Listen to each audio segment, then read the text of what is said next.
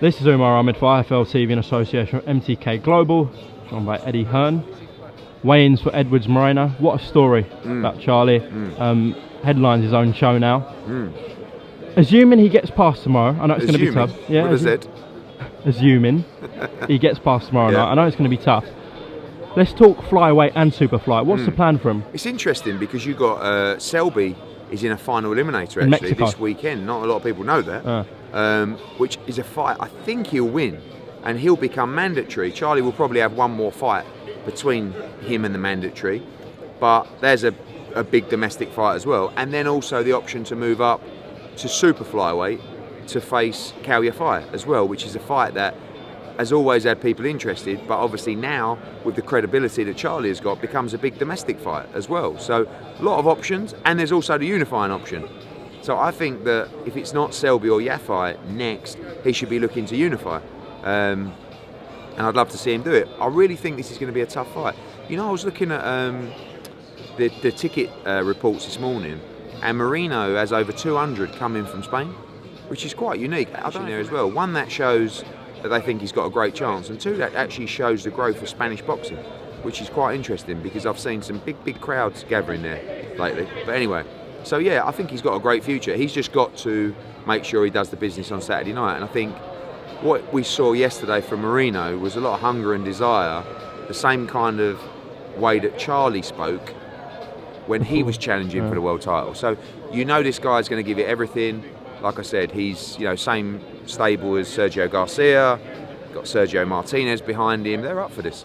Why don't you take Dazn to Spain? Yeah, we are. Yeah, oh, you are, yeah? Yeah. We're launching Matchroom USA. Sorry, Matchroom Spain, along with Italy and Germany, and we'll be announcing our TV deal there soon. And I think it's a great market. You see Laranja, when he's been fighting out there against Skeet and against Frankie Gavin, he's been doing like 6,000-7,000 in Bilbao. And I think we're seeing from the numbers travelling, that's always a brilliant sign. See, this is Marino. That's Marino's lot. Yeah. So, it's interesting. Blimey. Is Edwards Yafai a pay-per-view? No. Okay. Standalone Sky Sports? I'd love it to be, but no. Yeah, right. It's a great Sky Sports Saturday night fight night. At the moment, unless both guys unified and no. It's a really good Saturday night fight night that does a great gate. And the difference is, the reason why that doesn't have to be pay-per-view is these guys are flyweight and super flyweights. They're not heavyweights. They're not commanding millions of pounds to fight. They're going to get very, very well paid for that fight, but it's easier to make a fight like that on Saturday night fight night, and it would be great. This might come back to haunt you, if you stick it on pay-per-view in 2 years. Well, to be fair, when you said that, I was like, one day this might cut. No, but I can tell you, in 2019, that fight is not pay-per-view. They both have to do something sensational in their respective divisions to make that fight pay-per-view. What about Cal against Unless you want it pay-per-view. We could try it. Obviously not. What about Cal against the winner of Rungvisai Strada? Yeah, that's a great fight. Are you asking me if that's pay-per-view? No. Just in general? Just in general. Again, I wouldn't say it was pay-per-view. And I would say that it's a fight we'd love to make. It's been talked about. Cal's got a mandatory right now, which we're just looking into and dealing with. Who is that? It is a guy, I knew he was going to ask me that. He's from the Dominican Republic, and I can't even remember his name. Fair enough. So yeah, which is unusual for me. But so he's got to deal with that, really. He was supposed to fight Nietes on the Rungvisai Strada card, but unfortunately he hurt his hand. And that month delay, Nietes then went and vacated his belt because he then had a mandatory put on him. So it hasn't worked out great, but Cal's going to be out in June. The zone price increase, it's gone up by 100%, hasn't it? Well, it's gone down over the yearly period. So what they've chose to do is to reduce the annual fee, if you like. It's $99 over 12 months. It's $8.33 a month. Right. And they've increased the monthly, if you want to dip in and dip out, for $19.99. I think, obviously I can't speak on behalf of DAZN, but my understanding and the decision is taken of, if you're going to dip in and dip out, come for one go, then you're going to be rewarded for your loyalty for being a full-time customer and subscriber, which is $8.33 a month, which is insane value. So, but if you want to just have Jacobs Canelo, and you would have paid $90 for it on HBO, you now have to pay $20, but you also get the whole month of Joshua Miller would be in it. Exactly. So if you bought on May the 4th, you would get Canelo against Golovkin, you would get Usyk as well. Jacobs, you mean? Canelo Jacobs. You would get Usyk, you would get our other UK cards, you would get Joshua against Miller. But, you know, listen, if you're buying fights like Canelo Jacobs, Canelo Golovkin, Joshua Miller, maybe Joshua Wilder, you're going to be paying $99 for Canelo Jacobs, Canelo against Golovkin, or Jacobs against Golovkin, Joshua Miller, Joshua Wilder potentially, you know, Usyk against, you know, Takam, reportedly. but Usyk against Povetkin later on in the year. So it's unbelievable value. But I think they're trying to just stop the dip in, dip out, because there's no contract. Do you know what I mean? It's not like you have to subscribe for a year. You can dip in, dip out, and I think they want to try and make sure that you're in and you enjoy the schedule. Well, let's talk about Usyk. Sources, again, Coppinger. Yeah. May 18th, Takam is done, apparently. It's not done. It's definitely not done. There is a contract with Takam at the moment. We have a deal in principle, but until he signs a contract, it's definitely not done.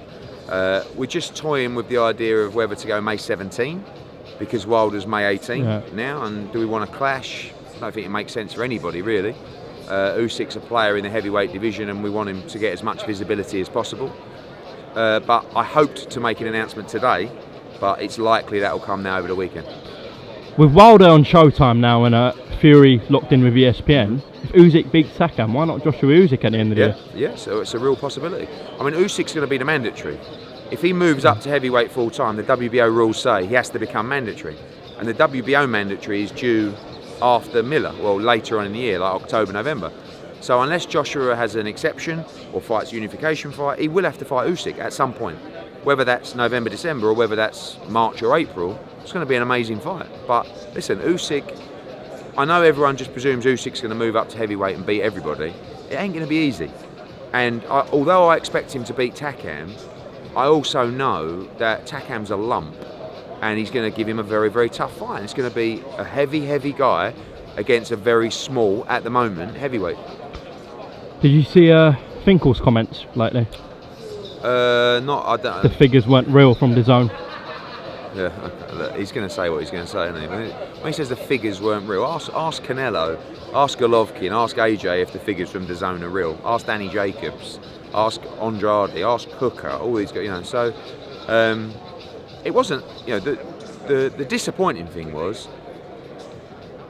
it wasn't even considered by them. It wasn't like, whoa, that's a good offer, let me think about this. It was just, no, we ain't doing that. You know, I think they just went there to get leverage on Showtime, to be honest with you.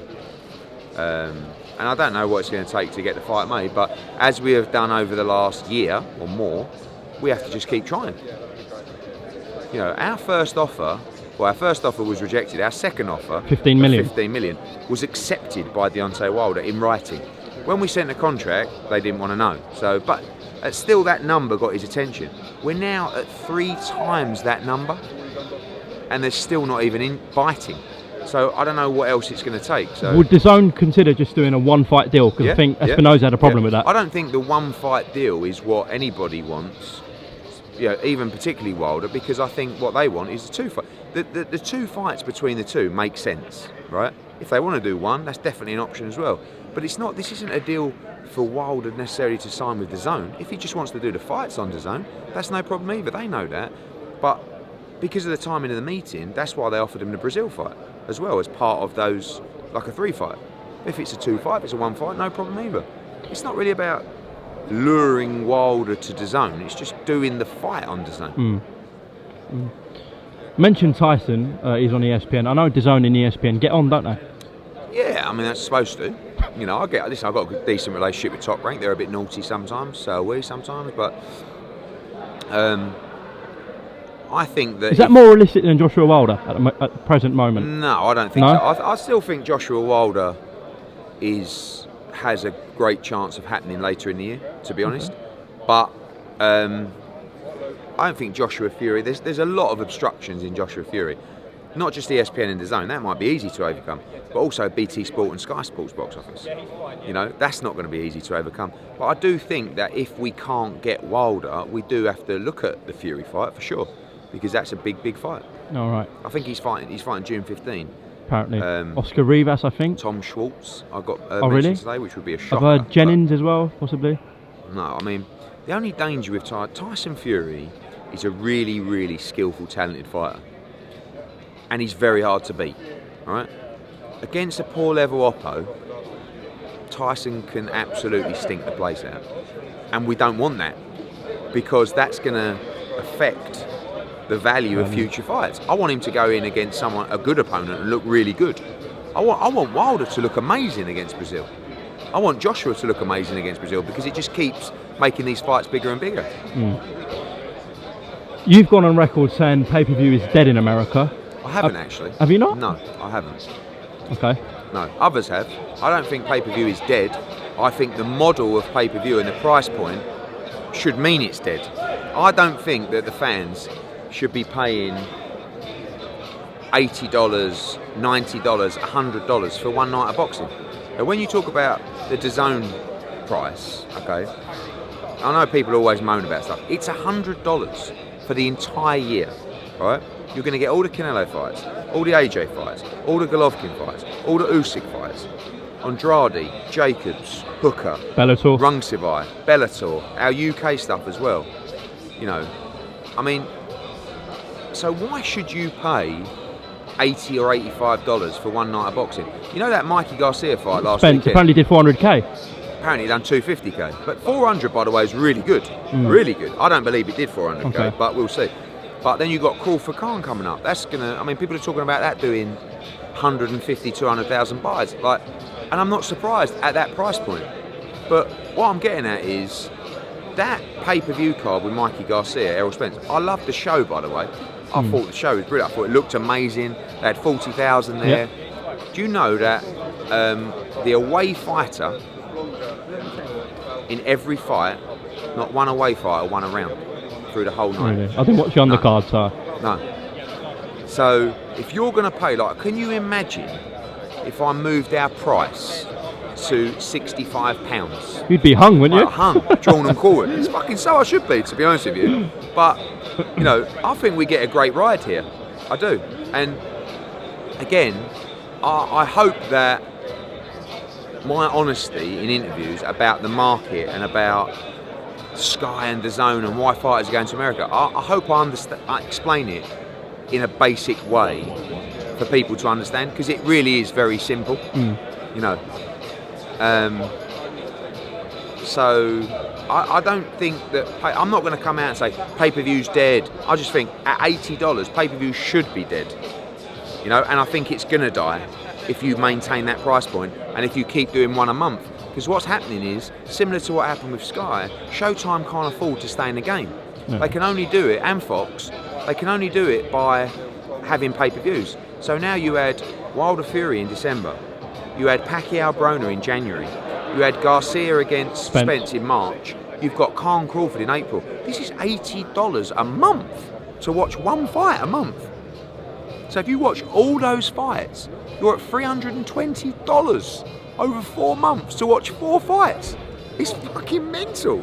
But I hope that our message to the American fans gets heard. And, you know, I mean, if I was doing, if this was the same model in the UK, and there was an Eddie Hearn coming into UK going, we're going to get rid of pay-per-view, or it's a joke, don't do that, everyone would go mad, but in a good way.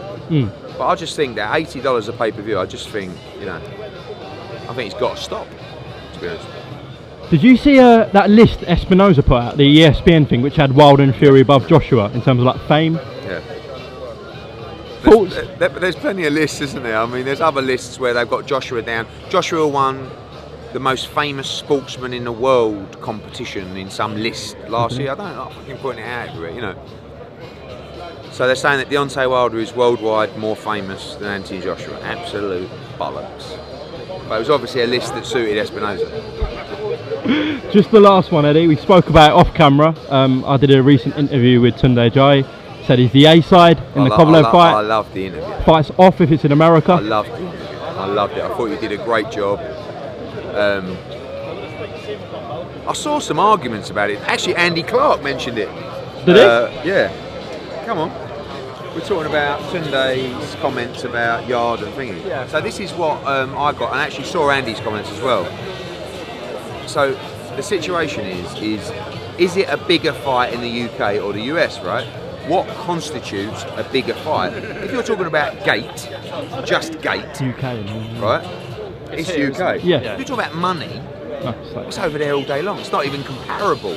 So when you talk about a bigger fight, for me, a bigger fight is one that generates the most money. If they did it at the O2, I think they'd sell 8 or 9,000, 10,000. I think they'd get a really good crowd there. If they did it You don't think they'd fill it? they want the Emirates. Tunde wants the Emirates. No, I'm going. This is my comment. I think Tunde's right. Frank Warren has got to deliver this because Yarde is the A side in this fight, and if that fight is not at Arsenal, with Yarde making all the money, I think Warren's done a terrible job. That's what I think. And I support Tunde. Tunde, I'm with you. You are the A side. That is an Emirates fight. Get it over the line.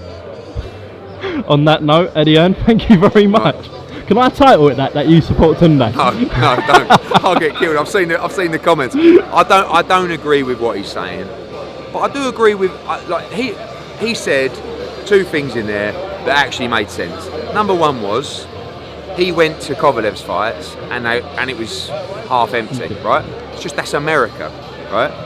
The other thing he said, which you can't argue with, Rob, this is my personal opinion. So that is the man's personal opinion. I don't mean you're going to agree with it. A lot of people don't agree with what I say. I don't agree with him, but it's his personal opinion, so it's no problem with me. When people say that's my personal opinion, you can't really argue with them. So I love the Adidas Global Ambassador thing as well. I've got to Google it. I'm going to go and Google it now. Nice one, Ed.